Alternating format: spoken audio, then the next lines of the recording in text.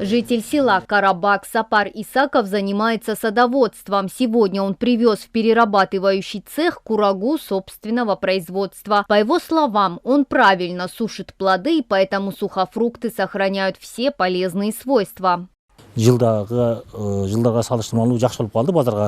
По сравнению с прошлыми годами, сейчас продавать сухофрукты стало выгоднее. Раньше мы были вынуждены соглашаться на цену, которую назначали в основном покупатели из Таджикистана. После того, как открылся этот цех, нам стало хорошо. Здесь покупают не только мякоть фрукта, но и косточки. Цены намного выгоднее, чем на базаре.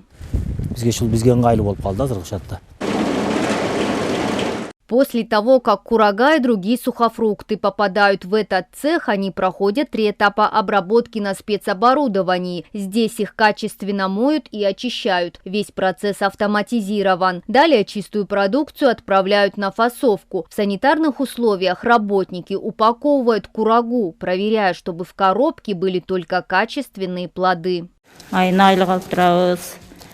Нам работается хорошо, зарплата ежемесячная, процесс идет быстро. Перед тем, как войти сюда, мы переодеваемся, надеваем спецформу, перчатки, обязательно маску, соблюдаем чистоту.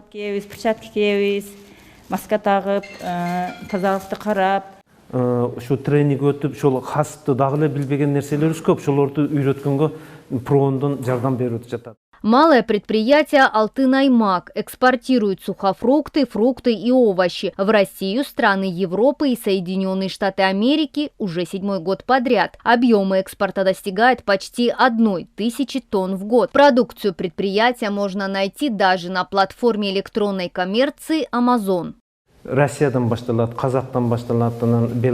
начинали с России и Казахстана. Теперь наша продукция экспортируется в Беларусь, Турцию и в 2 американских города – Нью-Йорк и Чикаго. Для этого мы выпустили нашу продукцию на Amazon. Мы стараемся перерабатывать и экспортировать все виды фруктов, которые выращиваются у нас в Баткене.